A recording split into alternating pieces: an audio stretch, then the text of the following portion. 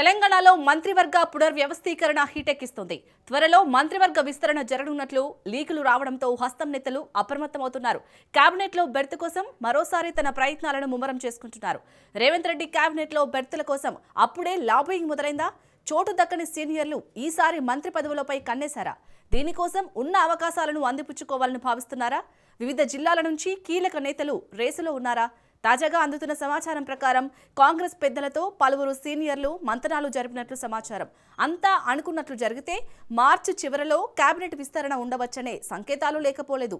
ఈసారి ఏ జిల్లాకు ప్రాధాన్యత ఇస్తారనేది తెలంగాణ కాంగ్రెస్లో హాట్గా చర్చ జరుగుతుంది.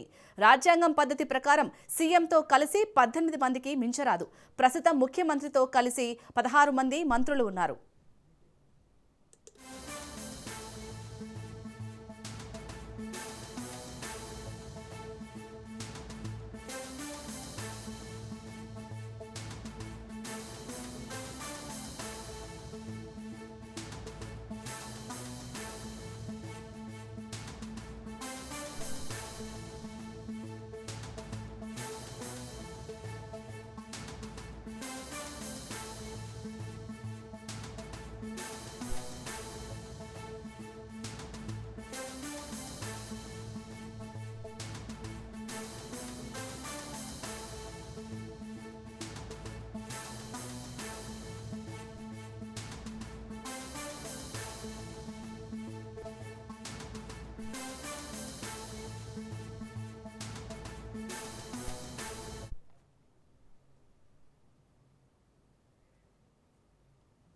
ఇక తెలంగాణలో మంత్రివర్గ పునర్వ్యవస్థీకరణకు సంబంధించి పూర్తిగా డీటెయిల్గా డిస్కస్ చేస్తారు మా input editor Srikanth over to you.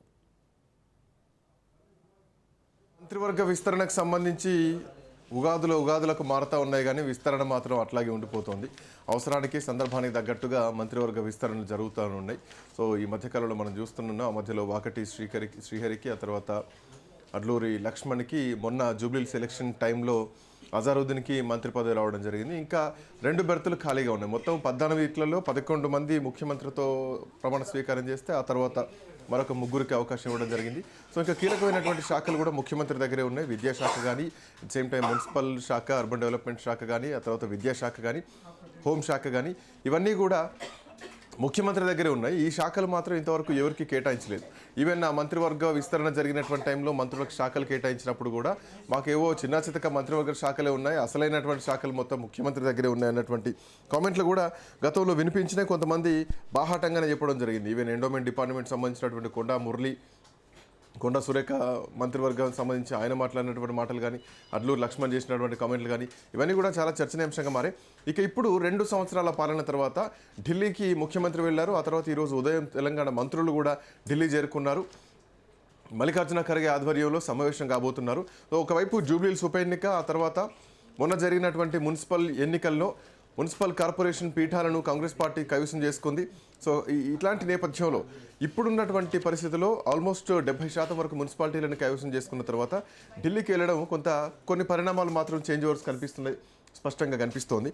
So ఇట్లాంటి నేపథ్యంలోనే ఇప్పుడు 2 చర్చలు బలంగా వినిపిస్తున్నాయి. అంటే ఎవరైతే ఆ పార్లమెంట్ ఇన్ఛార్జ్ మంత్రులు ఉన్నారో ఆ ఇన్ఛార్జ్ మంత్రులకు సంబంధించి గ్రామ పంచాయతీ ఎన్నికల్లో కొంత వ్యతిరేకత వచ్చింది. సో వాళ్ళని అంతకు ముందే కొంతమందిని షఫల్ చేయడం జరిగింది అక్కడి నుంచి. సో మెదక్ నుంచి షఫల్ చేయడం జరిగింది, ఇంకా కొన్ని జిల్లాల నుంచి కూడా షఫల్ చేయడం జరిగింది. సో ఇట్లా నేపథ్యంలోనే కొంతమందికి ఉద్వాసన రాబోతోంది అన్నటువంటి వార్త కూడా వచ్చింది. వాళ్ళ స్థానంలో కొత్త వాళ్ళని తీసుకోబోతున్నారు అన్నటువంటి వాదన కూడా బలంగా వినిపించింది.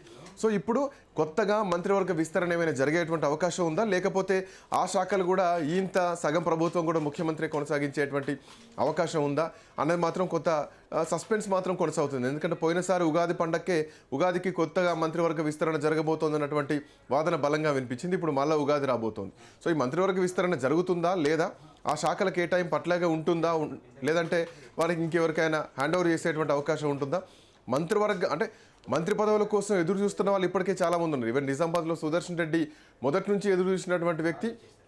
అజారుద్దీన్కి మంత్రి పదవి ఇచ్చేటువంటి సమయంలో ఆయన కూడా మంత్రి పదవి ఆశించారు. బట్ ఆయనకు ప్రభుత్వ విప్పిచ్చి కొంత చల్లబరిచారు. సో ఆయన ఇప్పటివరకైతే కొంత చల్లబడ్డట్టే. కానీ అసలు మంత్రులే లేనటువంటి జిల్లాలు కూడా తెలంగాణలో ఉన్నాయి. ఆదిలాబాద్ కానీ, లేదంటే ఇటు నిజామాబాద్ కానీ, రంగారెడ్డి కానీ మంత్రులే లేనటువంటి జిల్లాలు నడుస్తూనే ఉన్నాయి. ఉన్న దగ్గరనేమో ఎక్కువ శాతం ఉన్నారు. అటు ఖమ్మం చూసుకుంటే 3 మంత్రులు ఉంటారు, ఇటు వరంగల్ జిల్లాకు ఉమ్మడి జిల్లాకు 2 మంత్రులు ఉంటారు, అట్ సేమ్ టైం నల్లగొండకు 2 మంత్రులు ఉంటారు.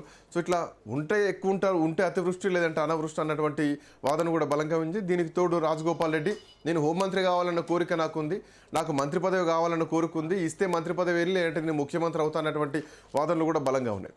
ఇక ఇప్పుడు ఈ 2 ఏళ్ల పరిపాలనకు సంబంధించి ఢిల్లీలో ఏం జరుగుతోంది, మంత్రివర్గ విస్తరణ ఈసారైనా అయ్యేటువంటి అవకాశం ఉందా లేదా మాట్లాడదాం.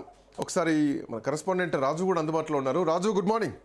రాజు ఏం నడుస్తుంది ఢిల్లీలో, ఏం జరగబోతోంది? 2 సంవత్సరాల పాలన తర్వాత ఏమైనా మంత్రివర్గ విస్తరణ గురించి కదలికి వచ్చేటువంటి అవకాశం ఉందా, లేదంటే ఈ మధ్యకాలంలో ముఖ్యమంత్రి అమెరికా పర్యటనలో ఉన్నప్పుడు ఉప ముఖ్యమంత్రిని కొంతమంది మంత్రులు కలవడం కానీ, ఓ రహస్య మీటింగ్లు కానీ, అండ్ మోర్ ఓవర్ ఇక్కడ జరిగినటువంటి పరిణామాలు కానీ, మంత్రుల మధ్యలో జరిగినటువంటి కొన్ని యుద్ధ వాతావరణాలు కానీ, ముఖ్యమంత్రి పైన వచ్చినటువంటి ఆరోపణలు కానీ, వీటన్నిటి తర్వాత మున్సిపల్ ఎలక్షన్స్ తర్వాత ఢిల్లీలో సమావేశం కాబోతున్నారు. ఎట్లా చూడవచ్చు ఈ సమావేశాన్ని? సో మొత్తానికి అంటే ఈ ఢిల్లీ పర్యటన ఎట్లా చూడాలనేదే కొంత క్వశ్చన్ మార్క్ కనిపిస్తుంది. ఎందుకంటే మున్సిపల్ ఎన్నికల తర్వాత మంత్రులంతా ఢిల్లీకి వెళ్ళడం, అట్ సేమ్ టైం ముఖ్యమంత్రి ఢిల్లీకి వెళ్ళడం, ముఖ్యమంత్రి నిన్న వెళ్ళడం, ఈరోజు మంత్రులు వెళ్ళడం, సో మల్లికార్జున ఖర్గేతో సమావేశం కాబోతూ ఉండడం, మంత్రివర్గ విస్తరణ జరిగేటువంటి అవకాశం ఉందా, మంత్రి పదవి కోసం ఆశించే వాళ్ళు ఉన్నారు. ఎన్నికల్లో గెలుపు తర్వాత ఇది ఒక బూస్టప్ లాంటి వాతావరణమే. కాకపోతే దానికంటే ముందు చాలా అంశాలు కూడా తెలంగాణలో జరిగినాయి. వాటి తర్వాత ఒక భేటీ జరగబోతోంది, చూడాలి.